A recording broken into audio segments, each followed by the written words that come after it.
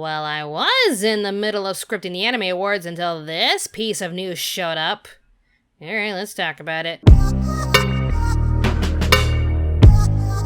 Funimation folds into Crunchyroll to create one giant anime platform. Honestly, the real title of this article should be Sony combined all 3 other streaming services into one package because it honestly makes sense. And yes, I said 3 because I will never forget Anime Lab. I mean, let's face it, this was bound to happen with how ridiculous the streaming wars have been. Anime fans have come a long way from buying VHS tapes and DVD box sets from their local stores to watching multiple shows immediately from their homes. And yet it feels a lot more stressful and aggravating because Japan is producing a lot more shows than ever before, and it's all being divided into separate streaming sites with region locking as well. Oh goody. Funimation had a good chunk of anime, so did Crunchyroll, so it only makes sense to merge the 2 services together into one giant platform, thus making most anime fans choose this bigger platform where they can watch the majority of anime. Granted, they won't have every title since they still have to deal with Netflix, Hulu, Amazon Prime, and HIDIVE. Disney Plus?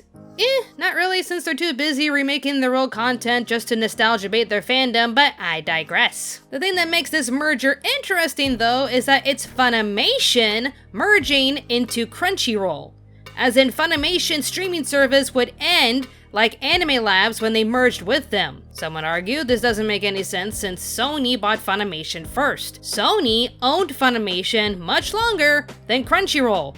So you'd think Funimation would be the one that keeps its website service and name. You would think that, but maybe Sony realized that between the 2 brands, Funimation has the worst reputation. To put this as simply as possible, when you compare every single streaming service together, Funimation has the worst reputation, whether you agree with this or not. Fans have ridiculed their website as being cheap and glitchy. They have an app that would constantly crash. They usually have the worst customer service, had horrible region locking restrictions that only prompted more people to pirate anime, suddenly stopped showcasing an anime because they suddenly had standards, would replace their dialogue and even subtitles to present themselves as modern for the Western audience, and they became known as the streaming service that removed the unsubscribe button during the whole Vic Mignogna incident.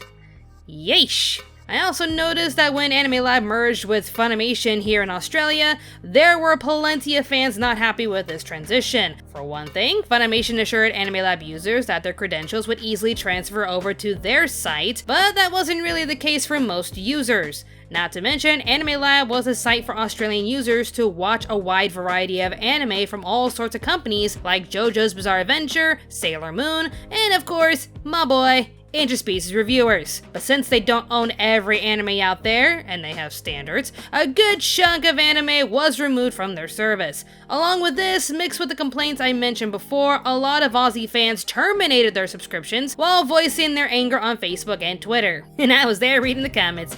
They were spicy. Needless to say, even if Crunchyroll is known as the lion streaming service, taking their revenue and putting it towards their own content, like High Guardian Spice over here, we'll never forget you, it still has a better reputation than Funimation. I honestly do believe with how the Australian audience reacted to the merger between Funimation and Anime Lab, they'd fear that the Crunchyroll audience would abandon their subscriptions if forced to go to Funimation's website, despite knowing that either way, Sony gets our money. Because they own both. Just saying. But with its poor reputation and extremely poor streaming service, it makes sense that Crunchyroll has become the main face for anime streaming services and not Funimation. Granted, this will not kick Funimation out of the park just yet. I mean, just because they won't necessarily have a streaming platform, it doesn't mean that they won't stop dubbing, or distributing, or selling DVDs in those stupid Blu-ray Part 1, Part 2 box sets that we just love so much. Notice the sarcasm. So yeah, you won't have to deal with Funimation's faulty streaming service anymore, but you may still have to deal with dialogue changes from the original source material that come off more cringy than modern. And just recently, from reading the comments of this update, someone put a very scary idea into my head. What if they take the moderators and the programmers from Funimation's website and make them work for the Crunchyroll website? God help us all. Alright, that's all I have to say on the matter, but I'd like to hear what you have to say. Do you even care that Crunchyroll is now taking all of Funimation's anime so that it becomes one giant streaming site for all anime? And what are your thoughts on Funimation's streaming service? Did you like it? Did you hate it? Leave your answers in the comments down below. Thanks again to my wonderful Patreon supporters for helping keeping this channel alive, and of course, I want to thank everyone for watching this video. Now, if you excuse me, I'm gonna get back to work on the Anime America Anime Awards, coming soon. More awesome videos will be on the way, so stay tuned to Anime America.